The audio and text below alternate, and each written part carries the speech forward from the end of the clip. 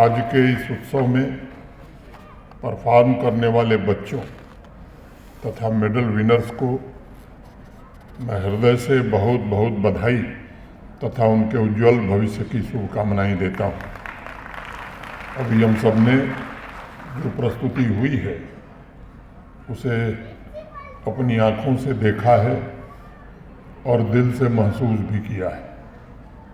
ये प्रस्तुति ही बता रही है कि विद्यालय के सभी अध्यापक शिक्षक कितनी मेहनत बच्चों के साथ कर रहे हैं।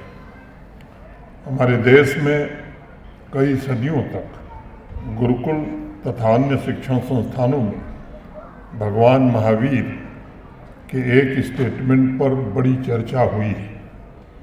करीब 2500 वर्ष पहले भगवान महावीर ने कहा था, पडमम नाण तवो दया, पहले ज्ञान है उसके पश्चात दया है। विद्वानों द्वारा इस वाक्य इस स्टेटमेंट के पक्ष में और विपक्ष में दोनों तरफ से अनेक व्याख्याएं दी गई हैं। इसके अनेक अर्थ निकाले गए हैं। कुल मिलाकर बहुमत का मानना है कि भगवान महावीर ने इसके माध्यम से एजुकेशन की जो परिभाषा दी है वह क्रांतिकारी है, अतुलनीय है।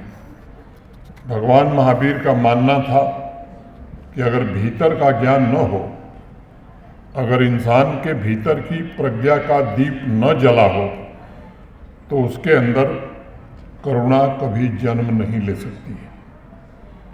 यानी करुणामय आचरण के लिए आवश्यक है कि हर व्यक्ति को आत्मज्ञान का बोध हो।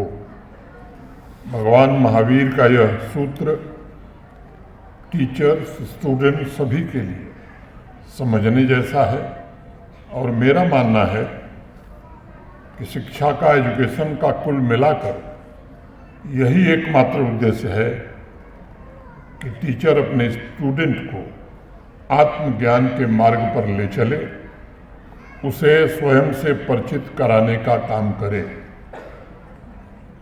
जिस क्षण स्टूडेंट के भीतर अपनी अंतर्निहित क्षमता, इनहेरेंट पोटेंशियल का बोध हो जाता है, उस दिन उसके जीवन में अनंत संभावनाओं के द्वार खुल जाते हैं और वह जिस भी फील्ड को चुनता है उसमें वह सफलता के शिखर को छू सकता है।